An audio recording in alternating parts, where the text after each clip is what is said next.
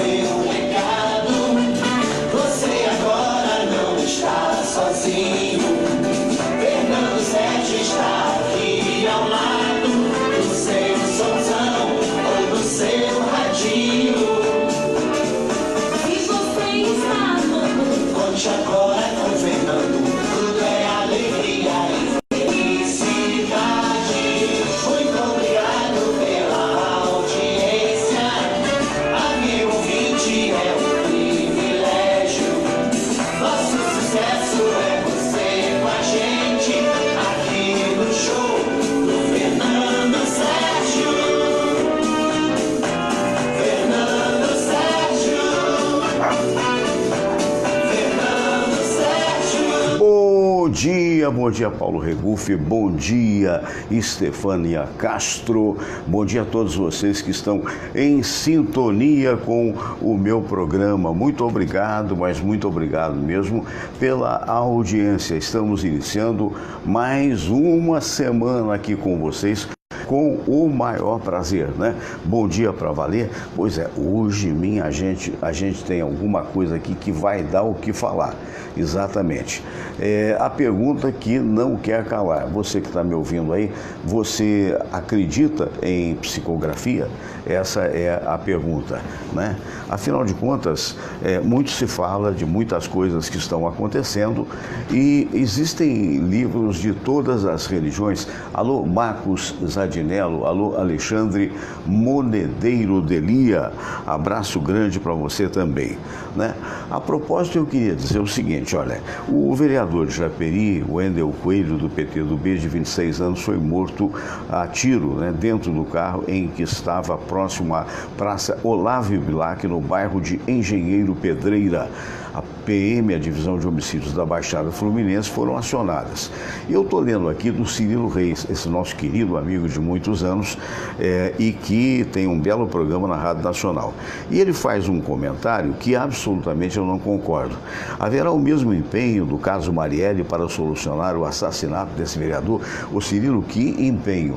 Um assassinato que até agora tem-se os acusados, que se duvidar são eles mesmos, mas que levou um ano para se ter o acusado. Então eu acho que está havendo uma polarização no Brasil, continua havendo, que isso não faz bem ao país, de todo o coração. Daqui a pouco eu vou dizer qual é a bomba que eu tenho, hein? Alô, Carmen Álvares de Barros, abraço. Karina Barros, obrigado pela audiência. Daqui a pouquinho, você não pode perder. Muito bem, o que eu quero dizer é o seguinte, está havendo uma polarização entre os apaixonados pelo Bolsonaro e os apaixonados pela esquerda. Isso não faz bem ao país, gente. Por mais que você tenha votado ou que não tenha votado no presidente eleito, está na hora de todos nós juntarmos esforços para que o país funcione, para que realmente as coisas aconteçam, não é? Mas sem perder o espírito crítico. Alô, Rogério Brasil, bom dia, querido. Sem perder a capacidade de criticar. Uma coisa é você ter sufragado o nome do Bolsonaro, a outra coisa é você estar apaixonado pelo Bolsonaro. Né? Outra coisa é você ter sufragado o nome do Lula em Priscas Eras e outra coisa é você estar apaixonado pelo Lula. Aí fica nas redes sociais aquela briguinha do apaixonado pelo bonitão de cá, da direita, e o apaixonado pelo barbudo da esquerda. Quer dizer, meu Deus do céu, o que é isso? Então me parece esse comentário absolutamente fora da realidade. O que aconteceu foi um bárbaro assassinato há um ano atrás. E não importa se foi Marielle, se foi o Anderson Gomes, quer dizer, até importa, porque na verdade são seres humanos. Não é o fato da vereança que de repente causou uma lente de aumento desse tamanho. O importante é perceber a crueldade do crime, a vulnerabilidade de todos nós numa cidade como o Rio de Janeiro ou num país como o Brasil, que lamentavelmente hoje não consegue dar segurança aos seus cidadãos. Paulo César, PC, bom dia, Paulo, um abraço para ti, querido. Será que é o PC que trabalhou com a gente na Globo? Que seria tão interessante dar um abraço grande nele, PC que foi do jornalismo, não sei, depois você me fala, por favor. Então eu acho acho que essa clareza nós temos que ter. Esse lamentável assassinato desse rapaz lá em Japeri é mais uma coisa a ser descoberto, e todo dia acontecem assassinatos, todo dia acontecem balas perdidas. Então, o fato de toda a celeuma que deu com relação a Marielle, que eu não conheci, que eu não votei, eu não sou sequer, digamos assim, simpatizante do PSOL. Agora, na verdade, só aconteceu porque aconteceu o fato em si, da mesma forma que aconteceu o lamentável atentado contra a vida de Bolsonaro. Felipe Ferraz, bom dia. Então, o que eu quero dizer é o seguinte, quer dizer, cada caso é um caso diferente e, na realidade, o que a gente tem que cobrar das nossas autoridades, desde o presidente Bolsonaro, passando pelos governadores de cada estado, passando também pelo prefeito de cada cidade, é a segurança dos cidadãos. Porque é lamentável uma situação dessa, qualquer que seja a morte de Marielle Franco, seja a morte do rapaz lá de Japeri, é um negócio absurdo e que lamentavelmente vem acontecendo comumente num país que tem tantas coisas bonitas e que nós todos torcemos por ele. Silvia Fernandes, bom dia. Fique atento. Luiz Ronaldo, bom dia. O Rogério Brasil também, eu gostaria de saber, o presidente falar que o Brasil está quebrado sobre os vistos americanos, japonês e tal. O Brasil vai deixar de receber 600 milhões se o país está quebrado, porque ele abriu mão desse dinheiro. Está aí a pergunta do nosso ouvinte. O Ed Gabriel, um abraço grande. Então aqui é uma tribuna para todos os lados, né? Marco Antônio Santos, bom dia também. Então é isso, quer dizer, a ideia é essa. Muito bem, mas a pergunta que não quer calar, hoje, mais para o final do programa, eu vou apresentar uma psicografia de Marielle Franco. Não sou eu que fiz. Pelo contrário, ela está na internet. Hoje eu vou fazer um programa e, eventualmente, às segundas-feiras eu vou fazer assim, fazendo, por assim dizer, uma apresentação de um garimpo, de um verdadeiro garimpo que a gente fez na internet antes do programa. Marco Antônio Santos, Ramon Maria Cabageiro Ferreira, meu amigo lá de Punta del Este, um abraço grande, terra linda sua, terra linda sua. Então o que eu quero dizer é o seguinte, por que a gente vai fazer isso? Para mantê-lo bem informado. Marco Antônio Santos, bom dia para você também. Por que a gente quer manter informado? Porque é dever jornalístico, porque é dever da informação e, sobretudo, é dever da cidadania, não é? Então surgiu, de repente, eu acordo muito cedo e para fazer essa colagem, digamos, na internet, eu vou trazer informações das mais diversas, como daqui a pouquinho eu vou botar aqui, já até vou deixar aqui no ponto, mas daqui a pouco eu vou colocar, eu vou trazer para você o mais recente vídeo que foi feito ontem do painel WW do grande jornalista William Vac. Comentando, fazendo um comentário bastante polêmico, êxito ou fracasso de Bolsonaro, já. Mas depois dessa participação, já mais para o final do programa, eu apresentarei essa psicografia da Marielle Franco. Você acredita? Essa é a pergunta. Muita gente vai dizer não acredito. Outros vão dizer, como um amigo que eu tenho, não acredito em vida após a morte. Outros vão dizer, não, essa coisa não existe, né? Outros vão dizer, como eu, que eu acredito sim que a psicografia exista, mas necessariamente cada uma deve ser analisada à luz dos nossos conhecimentos. Quer dizer, é preciso perceber se há ou não um fundo de verdade. O fato é que essa psicografia foi publicada pelo Globo Espírita e nós vamos saber daqui a pouquinho o que foi dito e você vai entender e vai naturalmente fazer o seu julgamento. Tudo que a gente faz na vida, na realidade fazemos um julgamento. Todos sabem, ou pelo menos que me acompanha no rádio, Leila Bernardo Malheiros, bom dia. Juscelei Mantovani, bom dia, boa semana. Um abraço para o meu primo José Roberto Grandinetti, que perdeu a sua mãezinha ontem, né, que está naturalmente com o Papai do Céu. E olha, Zé Roberto, que Deus lhe dê muitas forças para que você possa superar esse momento difícil, não só a você, bem como a sua família. Por mais que se acredite em vida após a morte, por mais religioso que seja, independentemente da religião de quem quer que seja, é um momento muito difícil. Receba os meus sentimentos. Muito bem.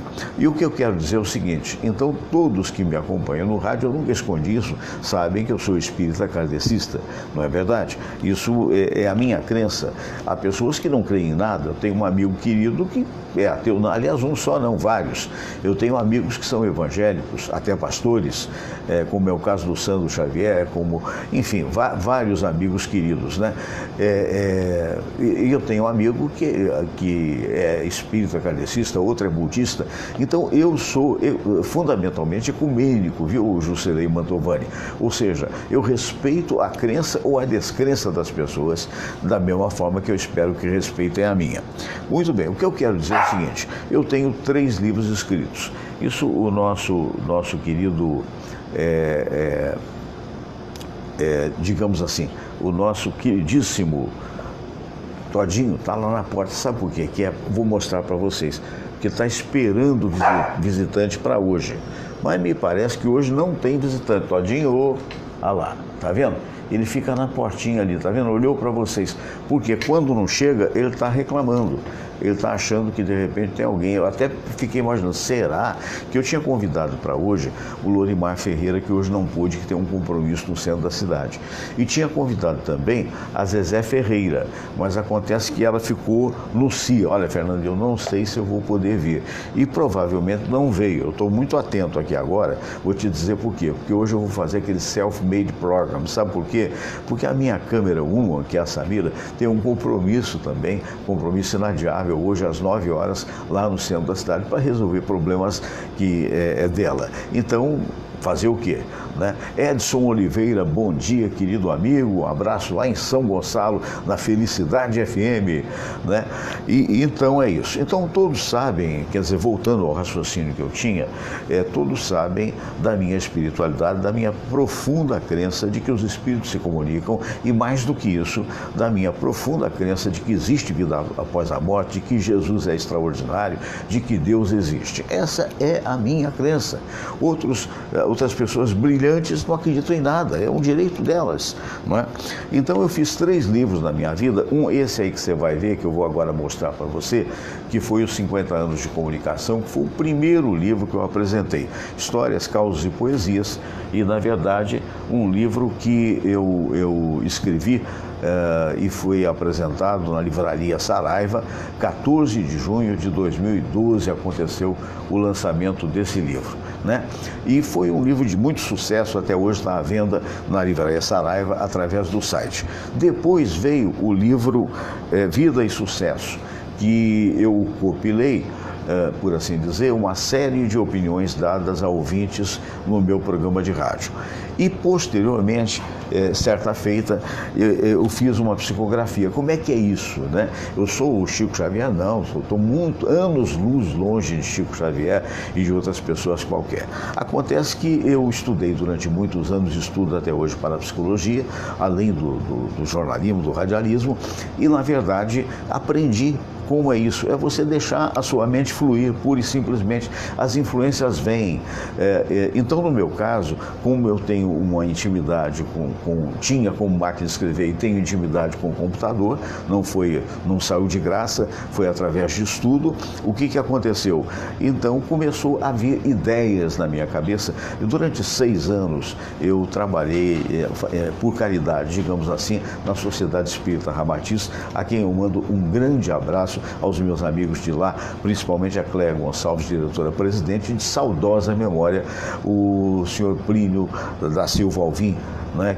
O famoso APSA, que fundou aquela casa maravilhosa, que tem hoje na Tijuca vários prédios, né? Tem um auditório maravilhoso de 500 lugares, tem um outro auditório para dos 150 ou 200, se não me falha a memória, tem um trabalho magnífico e gratuito prestado às pessoas, né?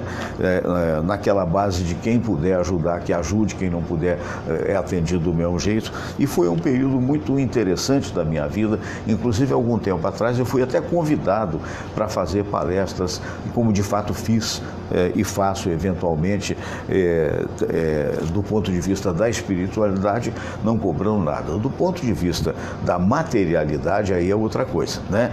Se as pessoas me contratam, como eventualmente acontece, para fazer palestra em empresas, por exemplo, não falando do ponto de vista religioso, mas falando do ponto de vista do otimismo, da construtividade de uma vida, aí não, aí realmente é um trabalho profissional e remunerado, mas a parte de espiritualidade não. Então, durante o período em que eu fazia palestras lá e tal, eu aprendi a deixar vaga, digamos assim, a minha mente. Ou seja, como é que é isso? É através da meditação você faz isso, né? E as ideias vão clareando e vão chegando. E começou a me chegar um livro, inicialmente em inglês, dada a facilidade do entendimento meu para com essa língua. Bom dia, Edson Oliveira, um grande abraço para ti. E aí nasceu esse livro que eu vou mostrar para vocês. Estou até com uma dificuldadezinha aqui, mas eu vou mostrar já já. Quer ver? Olha só. Atenção, que horas são? É hora de acordar, Fernando. Agora vai mudar. Se não mudar, eu fico aqui mesmo. Opa, mudou. Muito bem. Então eu vou mostrar para você. Olha aqui, ó. Esse livro aqui, Só o Amor Constrói. Fernando Sérgio, psicografia de Richard. Só o Amor Constrói. Tá vendo? Então o que acontece? É um livro muito interessante, muito bonito. Está com a sua edição esgotada, graças a Deus, né? E é um trabalho muito bonito, de um pretenso que eu acredito ser verdadeiro, né? Porque, na verdade, cedi até os meus direitos desse livro. Então, o que acontece? É uma história de uma tragédia acontecida num circo com um grande trapezista norte-americano que fez sucesso e que caiu, faleceu, e a partir daí começa a história. Então é isso, quer dizer, dê asas à imaginação, dê asas à sua percepção da vida, que as coisas acontecem. A Luísio Pagodinho, um abraço. Regis Borges, um abraço. Então, sem mais delongas, nós vamos agora à oração, né? Daqui a pouquinho eu volto, tá? Porque sempre acontece isso no programa. Devemos sempre agradecer a um dia que se inicia a Papai do Céu, porque afinal de contas, sem ele, dificilmente as coisas aconteceriam, né? E Regis Borges, já falei, né? Um abraço para você. Vamos então ao momento de oração. Vamos todos rezar a prece de Cáritas e depois a oração ecumênica que um dia Jesus nos ensinou. Deus nosso Pai, que sois todo poder e bondade, dai a força àqueles que passam pela provação, dai a luz àquele que procura a verdade, põe no coração do homem a compaixão e a caridade. Deus, dai ao viajor a estrela guia, ao aflito a consolação, ao doente o repouso. Pai, dai ao culpado o arrependimento, ao espírito a verdade, à criança o guia, ao órfão o pai. Senhor, que vossa bondade se estenda sobre tudo que criastes. Piedade, Senhor, para aqueles que não vos conhecem. Esperança para aqueles que sofrem. Que a vossa bondade permita aos Espíritos Consoladores derramarem por toda parte a paz, a esperança e a fé. Deus, um raio, uma faísca do vosso amor pode iluminar a terra. Deixai-nos beber nas fontes dessa bondade fecunda e infinita, e todas as lágrimas secarão, todas as dores se acalmarão. Um só coração, um só pensamento subirá até vós, como um grito de reconhecimento e de amor. Como Moisés sobre a montanha, nós vos esperamos com os braços abertos, ó bondade, ó beleza, ó perfeição. E queremos de alguma forma alcançar a vossa misericórdia. Deus, dai-nos a força de ajudar o progresso a fim de subirmos até vós. Dai-nos a caridade pura, dai-nos a fé e a razão, Dai-nos a simplicidade que fará de nossas almas o espelho onde há de se refletir a vossa santa imagem.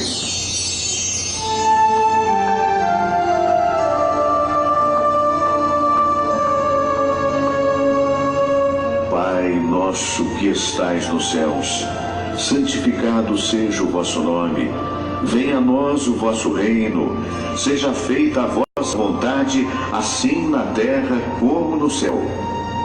O pão nosso de cada dia nos dai hoje.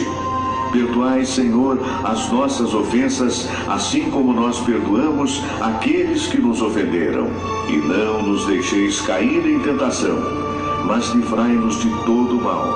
Porque teu é o poder e tua é a glória, por todo sempre. Amém.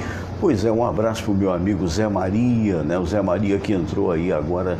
Será que é o Zé Maria que trabalhou comigo, né? O nosso querido Zé Maria, que foi operador de rádio? Não sei, Zé, por favor, me informa aí. Eu já mudei aqui, olha, esse é o consagrado jornalista, expert em política, o nosso querido e grande e talentoso William Vac. E ele fez esse comentário, êxito ou fracasso de Bolsonaro, e foi publicado ontem no painel WW, ao qual eu recomendo a todos vocês. Aliás, daqui a pouquinho, psicografia de Marielle Franco. Não é uma psicografia minha. Eu nem estou, digamos assim, autenticando como se verdadeira. Eu estou perguntando, você acha que é verdadeiro? E você, naturalmente, vai dar a sua resposta. Daqui a pouquinho eu vou apresentar para você esse fato que está sendo publicado pelo canal Globo Espírita. Vamos lá, atenção, êxito ou fracasso de Bolsonaro, do painel WW, ao qual eu recomendo a todos vocês, e vocês vão ouvir agora essa opinião importante deste grande jornalista. Aqui no meu cantinho de descanso. No último vídeo eu convidei vocês a fazer um passeio pela política brasileira, alertando que não seria uma paisagem bonita e que enfrentaríamos turbulências. Eu acho que me sinto confirmado, embora isso não seja o meu desejo, com muito mais rapidez do que eu pensava. Não são só turbulências que a gente enfrenta numa paisagem política difícil e preocupante. A gente enfrenta uma situação na qual, de fato, se definirá o fracasso ou o êxito do governo Jair Bolsonaro. Eu estou falando da governabilidade de Jair Bolsonaro frente a um desafio importante, que é o da reforma da Previdência. E se muitos, eu faço parte desse grupo, acham que a reforma da Previdência é realmente o ponto de toque para definir se esse governo está certo ou não, essa reforma me parece, no momento em que estamos hoje, domingo, me parece mais distante e mais difícil. E a principal causa não é só a questão muito debatida na internet da articulação política e quais são os interesses que são contrariados ou quais são as peculiaridades da capacidade do governo Jair Bolsonaro de articular as forças políticas que tem à sua disposição para chegar a este ou aquele objetivo. O que me preocupa é que acho que há sim visões profundamente antagônicas em relação ao executivo e o papel dele, e como que Jair Bolsonaro encara esse seu papel no executivo e o papel do legislativo e do sistema político brasileiro. Quando eu falo de articulação política, eu não estou falando apenas da necessidade óbvia deste governo, como de qualquer outro governo, de obter os 308 votos sem os quais, na Câmara dos Deputados, nenhuma matéria legislativa significante consegue ser aprovada. Quando eu falo em articulação política, eu falo na necessidade de convencimento da sociedade brasileira da necessidade de uma reforma como a reforma da Previdência, que todos nós sabemos, ela é impopular, ela é difícil e ela, sem dúvida, eu não estou dizendo isso porque eu gosto, mas simplesmente porque eu concluo o que acontecerá a partir dela, ela vai contrariar interesses poderosos em grupos empresariais, nas associações diversas do funcionalismo público, entre as pessoas comuns e por aí vai. O fato é que nós chegamos num ponto em que não há mais como não enfrentar a necessidade de fazer a reforma da Previdência e ela vai criar perdedores por toda parte. Ponto. Como resistir a isso politicamente? Esse é um problema sério que está por detrás do embate entre legislativo e executivo. Todo mundo acha, pelo menos de boca para fora, que a reforma tem que ser feita e ninguém quer assumir os custos políticos de fazer essa reforma. E aí os debates vão se girando em torno do mesmo ponto, porém ganharam uma conotação, ganharam um significado muito preocupante nas últimas horas, quando o presidente diz que o papel dele como chefe de Estado, e que no Brasil chefe de Estado e chefe de governo também são a mesma pessoa, ele apenas propõe, o problema é do parlamento. Não. No nosso sistema, e aí começo a chegar na questão de como cada um encara a situação política no momento. Vejam só, o legislativo, representado sobretudo pela figura do presidente da Câmara dos Deputados, Rodrigo Maia, percebe o sistema político brasileiro tal como ele é. O sistema político brasileiro se compõe, a gente pode não gostar desse sistema, mas ele continua existindo do mesmo jeito. Ele se compõe de um presidente que venceu um referendo, que é a vitória na última eleição, e de um parlamento fracionado, com baixa representatividade, porém com prerrogativas muito importantes do ponto de vista da aprovação de políticas de governo. Portanto, os dois têm que trabalhar juntos. Não funciona quando um diz eu faço o que eu quero e o outro me siga, que é como o legislativo vê o tratamento que o executivo lhe dá, ou ao contrário, quando o legislativo trata de impor ao presidente uma agenda. E é assim que o presidente está vendo o papel do legislativo, como uma personificação da velha política, entre aspas, que não permite que ele, presidente, que foi eleito para acabar com a velha política, possa levar adiante aquilo que ele acha que o seu eleitorado lhe incumbiu de levar adiante. Ou seja, uma transformação profunda, não só das leis e das normas que regem o país, mas da própria cultura. Ponto. Isso a gente examina num outro vídeo. O que acontece nesse caso? Cada um vê no outro um inimigo, quando, pelo sistema de governo brasileiro, não tem jeito, os dois têm que se entender.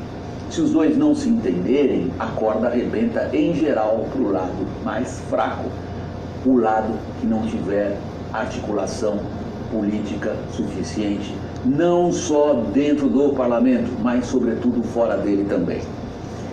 Onde é que a leitura da realidade feita por cada um desses agentes políticos, eventualmente se choca com os fatos? Esse é um princípio de ciência política. Quando o agente político não consegue entender exatamente o que está acontecendo à volta dele, ele eventualmente vai desafiar leis como a lei da gravidade.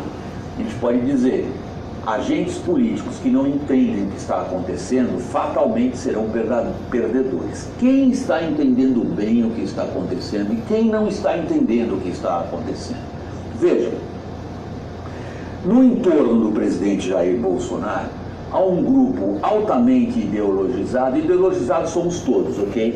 Eu não acho que há movimentação no campo político sem que alguém tenha apego a algum tipo de ideia, isso é sempre uma ideologia. Mas eu estou falando de forma extremada. Há um grupo extraordinariamente ideologizado à volta do presidente, para o qual teria havido no Brasil uma revolução. E essa revolução impõe agir completamente em desprezo das estruturas e das instituições tradicionais. Leia-se aqui, por exemplo, o relacionamento entre executivo e legislativo, que é o que está em jogo no caso da reforma da Previdência. Por ser um velho repórter, eu já assisti a revoluções. Eu assisti a Revolução do Irã quando era garotão, tinha 28 anos de idade, cobri a Revolução do Irã, isso foi lá em 1979. E eu assisti a Revolução no Leste Europeu, desde que ela começou na Polônia, em 1980, até chegar à queda do Muro de Berlim, em 1989. Eu posso dizer a respeito de revoluções o seguinte: elas acontecem quando a cabeça das pessoas muda completamente e quando o poder da violência muda de mãos. Eu não acho que nenhuma dessas duas coisas aconteceram no Brasil. Eu acho que o que aconteceu no Brasil foi uma onda disruptiva que congregou forças antagônicas, conseguiu um objetivo que era quebrar a presença do PT no poder, conseguiu um outro objetivo que era punir várias das lideranças políticas nacionais, mas o resto está tudo lá.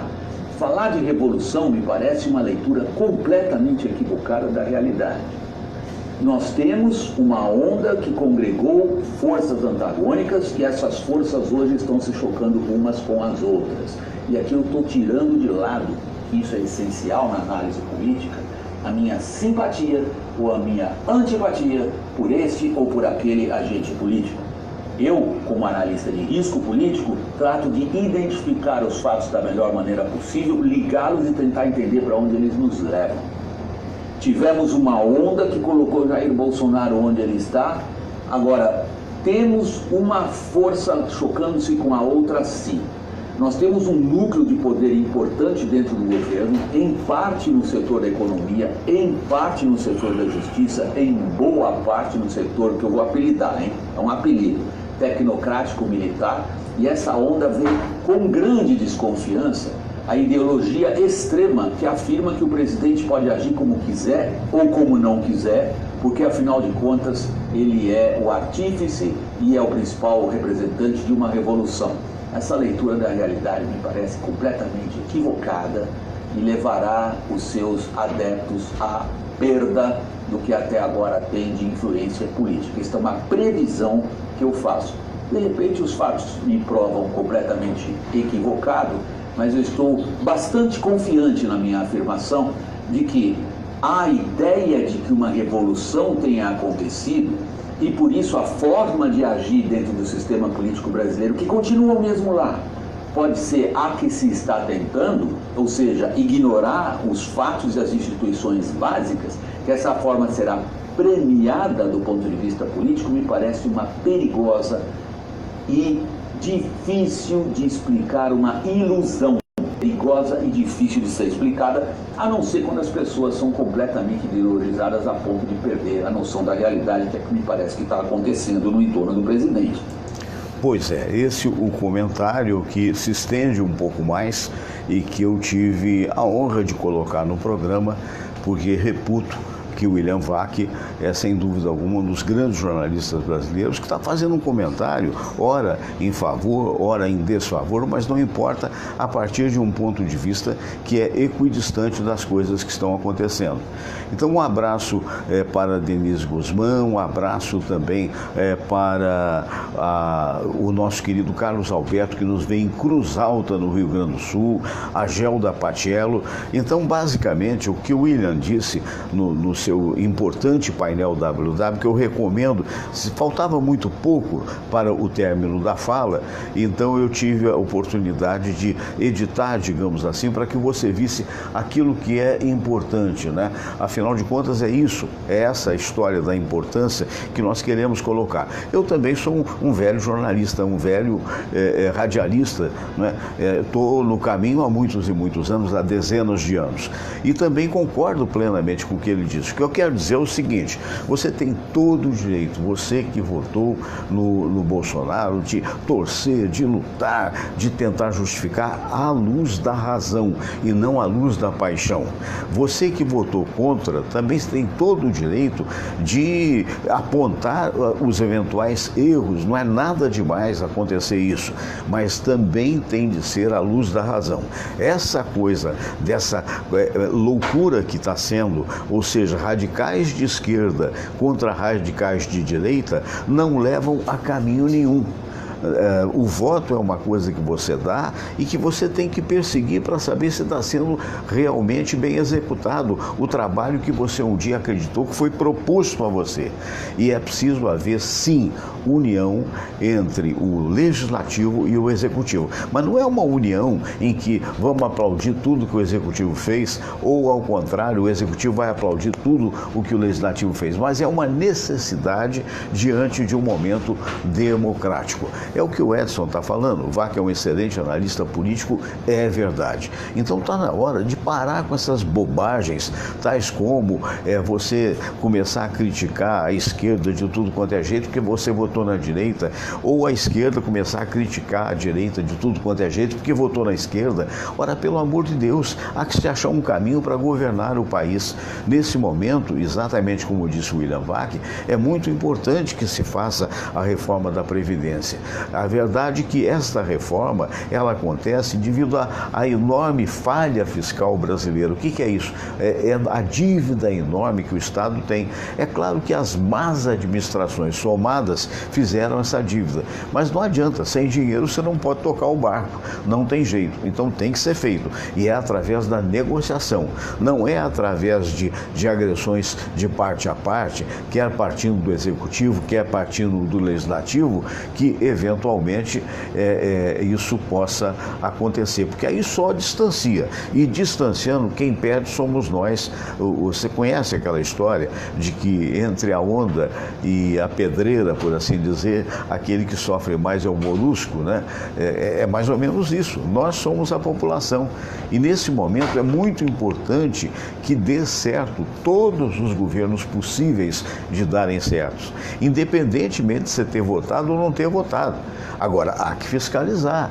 Você não pode ficar com os olhos da paixão, né? Porque os olhos da paixão é aquela história. Aí você acha que tudo é maravilhoso, quando na verdade, então, você, digamos assim, você não faz parte com a sua crítica construtiva da construção da nação, né? Muito bem. Então, a Rosa Miai dizendo que ela não votou em ninguém, mas acha que o senhor Bolsonaro está se achando muito acima de tudo, diz a Rosa, e diz mais, eu não gosto do atual presidente da Câmara também. Pois é, eu acho que, sabe, é aquela história. Muita gente vai ficar de nariz torcido comigo, alguns amigos queridos que são direitaça vão ver, outros que são esquerda vão ver. Mas é aquela velha história, né? Esse é o momento. Ah, tá bom, as redes sociais foram muito importantes, elas conseguiram até eleger um presidente, maravilha, fantástico e tal. Mas peraí, gente, temos que governar um país. Nós vamos esquecer um pouquinho o Twitter, vamos esquecer um pouquinho digamos assim, enfim, o WhatsApp e vamos tocar o barco, né? É mais ou menos isso. Olha, daqui a pouco, gente, trouxe para vocês, pincei para vocês algo que é realmente bombástico. A psicografia de Marielle Franco. Você acredita? Essa é a pergunta.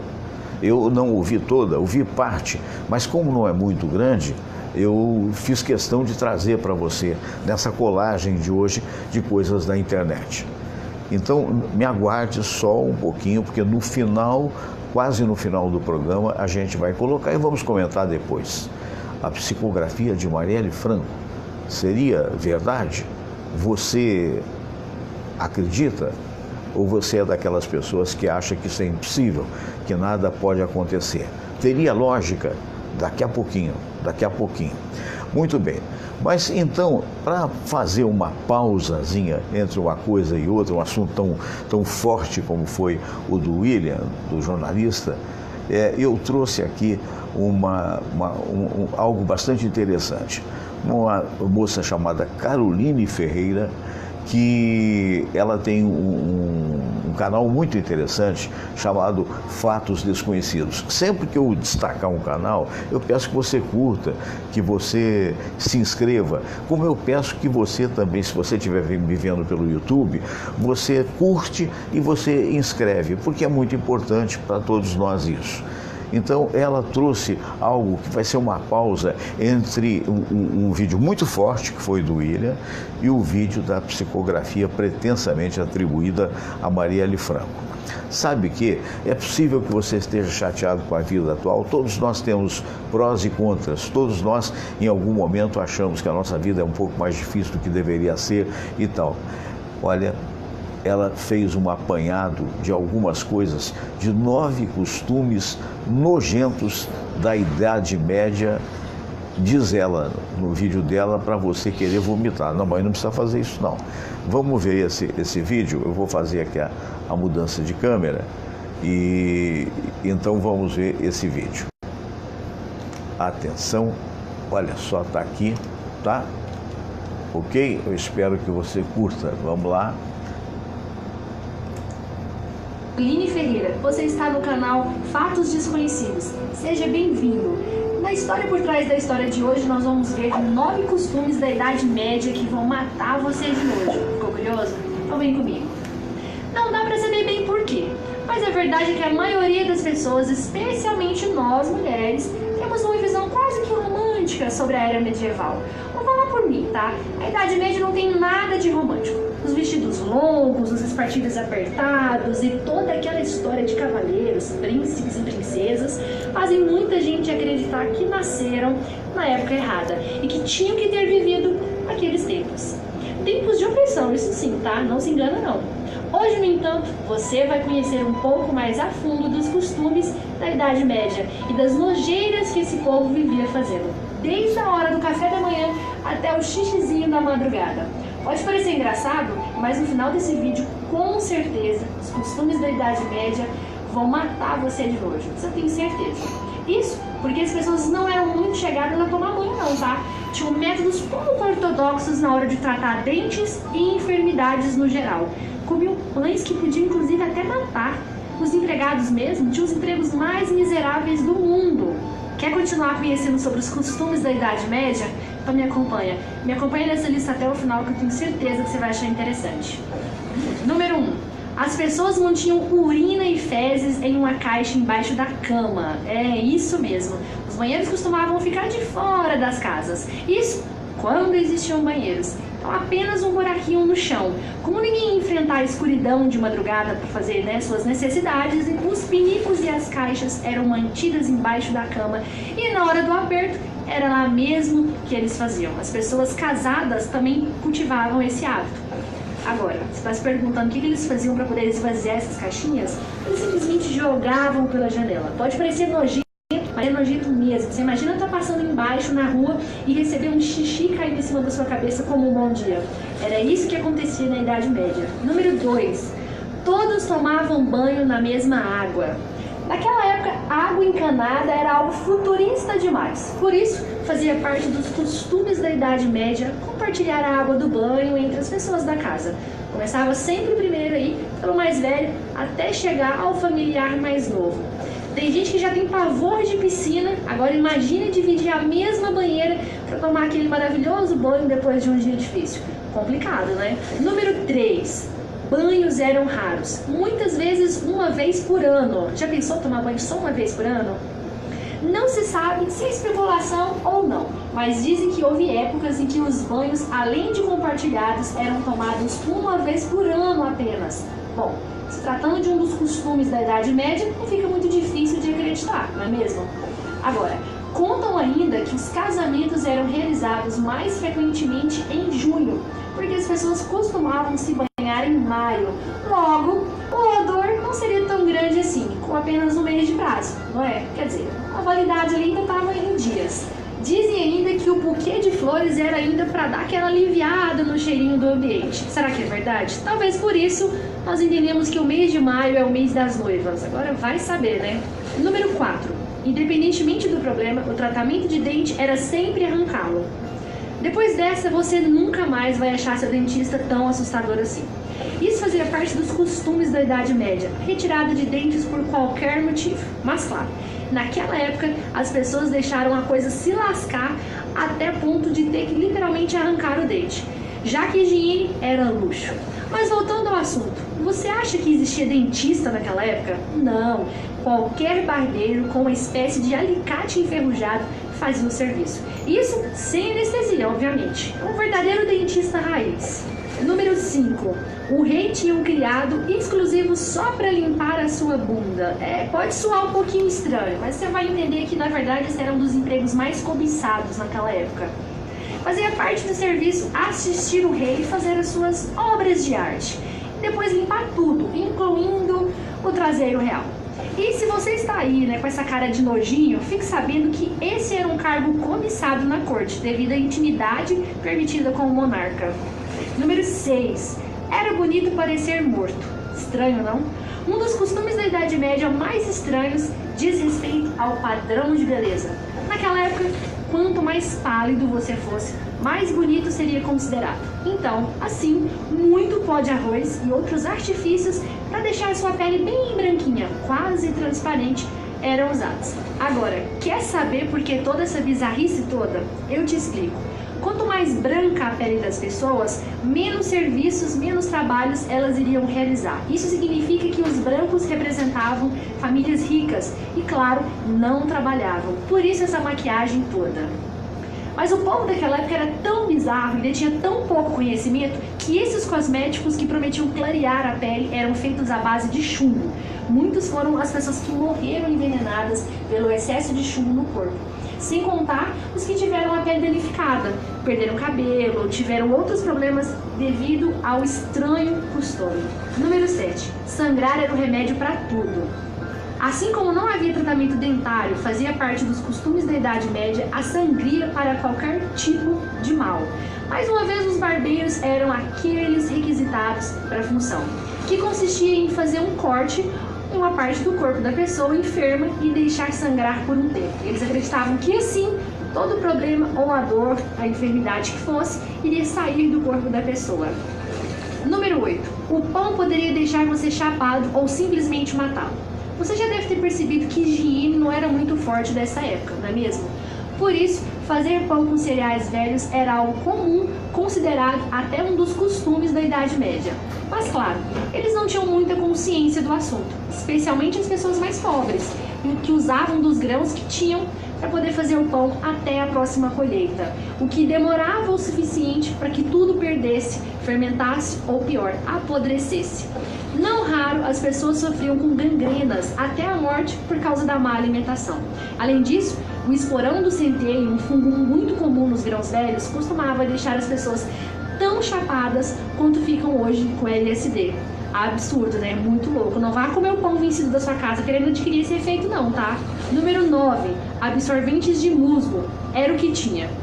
Pra falar a verdade, absorventes como você conhece demoraram muito a surgir. Então as mulheres tiveram que ser criativas, embora algumas ainda preferissem não se preocupar com sangue perna abaixo. As mais fresquinhas da Idade Média, porém, costumavam usar musgos envoltos a panos como absorvente. É estranho, né? Mas é um costume até que interessante para a época. Além de todos esses costumes, a Idade Média é a era mais carregada de preconceitos. Conhecida como uma era de retrocessos, leva o apelido de Idade das Trevas, apelido renascentista que ainda não foi eliminado. Porém, a era medieval tem como principal característica o desenvolvimento tecnológico. Poucas épocas históricas desenvolveram tanta tecnologia quanto a Idade Média. Tá vendo esse trabalho bonito do canal, né? Fatos descobertos, né? Fatos desconhecidos, né? E que a gente recomenda que você curta também. Olha, eu vou deixar aqui já, olha só que coisa, seria mesmo Marielle Franco, carta psicografada, um trabalho do Globo Espírita. Muito bem, aqui cabe uma fala um pouco mais, digamos assim, mais profunda, né, por assim dizer. Alô, Tiago Bandeira, alô, Marcelo Marcos Killen. Olha, no final praticamente do programa, faltando aí uns 15 minutos, mais ou menos, eu vou trazer essa carta que começou a ser divulgada na internet. A grande maioria ainda sequer viu. Obviamente não estamos avalizando. Eu estou dizendo para você que é sim uma possibilidade, não é? E você é quem vai dizer, tem lógica ou não tem lógica, é ou não é. Com certeza, quando o caso é psicografia, sempre vai permanecer a dúvida, não é? Um dos maiores psicógrafos do mundo foi, sem dúvida alguma, brasileiro, o extraordinário Chico Xavier. E o Chico Xavier, ele era testado a realidade daquelas cartas recebidas pelos mais interessados. As mães o visitavam lá no Centro Espírita dele de Uberaba e vinham detalhes, né, apelidos com os quais os filhos, no caso mortos, eram chamados e estavam lá em espírito, enfim. Era algo que era difícil da pessoa negar, né? E assim ele se tornou o maior de todos os psicógrafos do Brasil. Tem, se não me falha a memória, mais de 400 livros, ou quase 400 livros publicados atribuídos à psicografia. Isso nunca parou de acontecer. né, nas casas espíritas, nos centros espíritas, sempre acontece a psicografia. Eu mesmo tive a oportunidade de psicografar este livro aqui, que mais uma vez eu vou mostrar para vocês, Fernando Sérgio, do Espírito Richard, Só o Amor Constrói. E você vai ver até o trabalho muito bonito que foi feito no mar, como se fossem escritas, e um casal olhando. Esse livro me trouxe grande alegria, né? Na verdade, é uma forma de contribuir para as pessoas que tiveram as suas perdas. Mas ainda assim, tem muita gente que crê, tem muita gente que não, né? O mesmo acontece nesse trabalho que eu vou mostrar, que eu quero agradecer ao canal Globo Espírita, a sessão do trabalho, a publicação do trabalho, e na verdade é você quem vai julgar, né? Tiago Bandeira, um abraço, Marcos Killing, um abraço. Então vamos ver agora a psicografia atribuída à vereadora que foi assassinada, Marielle Franco. Tem como origem o médium Antônio Neto e foi psicografada em 14 de 3 de 2019 por Marielle Franco, que diz assim: é com imenso prazer que volto a esse plano com muito amor, com muita saudade e com enorme emoção, minha querida família, amigos, irmãos brasileiros. Nunca fui de amarelar, mas quando recebi autorização para aqui estar novamente, confesso, um grande temor me atormentou. Não vim aqui para falar de tristeza, ou mesmo dizer quem é o culpado do quê, ou quem ou quando. A justiça do homem cabe ao homem, e tenho fé hoje nos caminhos que a justiça humana vem tomando em relação ao que aconteceu. Agora, ver e rever novamente uma vida de luta, de felicidade, de tristezas, de choros e risos e, acima de tudo, de sobrevivência é o que eu quero. Não posso lhes falar que de início foi de fácil aceitação. Foi tudo muito rápido. Em um momento, eu estava no carro cansada de um dia exaustivo de discussões e num piscar de olhos, segundos, me vi deitada em um gramado verde. Meia zonza, achei que tinha tomado umas birita a mais. Me lembrei da minha adolescência. Um sono me afogava, mas o sol era forte em meu rosto. Um cheiro de rosas indescritíveis. E com alguma força me levantei. Minha mãe, a senhora iria adorar. Uma visão única que tive. Visualizei ao longo deste gramado flores, árvores de tudo que é cor que há. Algumas até pareciam brilhar. Árvores de flores roxas, rosas, púrpuras, enfim, uma maravilha. Porém, era tudo muito estranho e ao mesmo tempo lindo. A senhora, minha mãe, iria adorar, mas a confusão do momento, o cansaço me fez sentar novamente e repensar onde eu estava. Seria um sonho? Como fui parar ali? Fechei os olhos por um instante e tentei acordar pensando ainda ser um sonho. Imaginando que acordaria e contaria a amor aquilo que havia visto, o que havia sonhado, deitei-me e uma voz disse rapidamente: durma, meu anjo. Logo tudo se esclarecerá. E no relance vi várias pessoas de branco e dormi novamente.